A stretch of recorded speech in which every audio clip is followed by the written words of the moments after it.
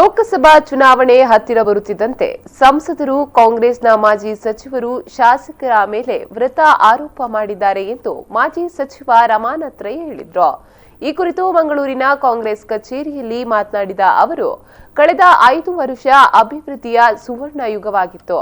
ಇದೀಗ ಚುನಾವಣೆ ಹತ್ತಿರ ಬರುತ್ತಿದ್ದಂತೆ ಸಂಸದರು ವಿನಾಕಾರಣ ಸುಳ್ಳು ಆರೋಪ ಮಾಡುತ್ತಿದ್ದಾರೆ. ಇದು ಮನಸ್ಸಿಗೆ ಕಿರಿಕಿರಿ ತರುವ ವಿಚಾರವಾಗಿದೆ. ಸುಖ ಸುಮ್ಮನೆ ಆರೋಪಿ ಸ್ಥಾನದಲ್ಲಿ ನಮ್ಮನ್ನ ಕೂರಿಸುವ ಪ್ರಯತ್ನ ಮಾಡಲಾಗ್ತಿದೆ ಎಂದು ಆರೋಪಿಸಿದ್ರು. ಇನ್ನು ಅಕ್ರಮ ಮರಳುಗಾರಿಕೆ ವಿಚಾರದಲ್ಲಿ ನಮ್ಮ ಮೇಲೆ ಆರೋಪ ಮಾಡಲಾಗ್ತಿದೆ. ಇದು ಸತ್ಯಕ್ಕೆ ದೂರವಾದ ವಿಚಾರವಾಗಿದೆ ಎಂದು ಹೇಳಿದ್ರು. ಇದಕ್ಕೂ ಮೊದಲು ಪತ್ರಕರ್ತರಿಗೆ ಪತ್ರಿಕಾ ದಿನದ ಶುಭಾಶಯವನ್ನ ಮಾಜಿ ಸಚಿವರು ಕೋರಿದ್ರು.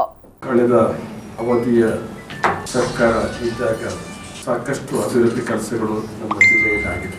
ಕಳೆದ 5 ವರ್ಷ ಅದು ಅಭಿವೃದ್ಧಿಯ ಸ್ವರ್ಣ ಯುಗ ಅಂತ ಹೇಳಿದ್ರು ಕೂಡ ಜಿಲ್ಲೆಯ ಎಲ್ಲ ಕ್ಷೇತ್ರದಲ್ಲಿ ಕೂಡ ಸಾಕಷ್ಟು ಅಭಿವೃದ್ಧಿ ಕೆಲಸಗಳು ಆಗಿದೆ. ಈ ತನ್ಮಧ್ಯೆ ನಮ್ಮ ಲೋಕಸಭಾ ಸದಸ್ಯರು ಚುನಾವಣೆ ಹತ್ರ ಬಂದಾಗ ಕೆಲವು ಅವರಾಗಿರ್ತಕ್ಕಂಥ ಲೋಕಗಳನ್ನ ಇನ್ನೊಬ್ಬರು ತಪ್ಪುಗಾರರನ್ನಾಗಿ ಮಾಡದಂತ ಪ್ರಯತ್ನಗಳು ಮಾಡ್ತಾ ಇದ್ದಾರೆ. ಕೇಂದ್ರ ಪುರಸ್ಕೃತವಾದಂತಹ ಸಾಕಷ್ಟು ಕಾರ್ಯಕ್ರಮಗಳು ಈ ಹಿಂದೆ ಅನುಮೋದನೆಗೊಂಡಿರ್ತಕ್ಕಂಥದ್ದು ಸಾಕಷ್ಟು. ಅವರ ಸಾಧನೆಗಳು ಏನಿಲ್ಲ. ನಾನು ನನ್ನ ಬಗ್ಗೆ ಅವರು ಏನು ಆರೋಪ ಮಾಡಿದ್ದಾರೆ, ಬಹುಶಃ ಅಲ್ಲಿ ಒಂದು ಸೇತುವೆ ಬಿದ್ದಿದೆ, ಅದಕ್ಕೆ ಕೂಡ ಬರಲು ಮಾಜಿ ಸಚಿವರು ಅಂತ ಹೇಳಿದ್ರೆ ಬಹಳ ಸುಲಭ ಆಗ್ಬಿಟ್ಟಿದೆ ಅವರಿಗೆ. ನೋಡಿ, ಒಂದು ಸೇತುವೆ 30-40 ವರ್ಷ ಬೀಳ್ಬೇಕಾದ್ರೆ 2-3 ವರ್ಷ ಮರಳು ತೆಗೆದ್ರೆ ಆಗೋದಿಲ್ಲ. ಜಾಸ್ತಿ ವರ್ಷ ಮರಳು ತೆಗೆದ್ರೆ ಅದು ಬೀಳ್ಬೋದು.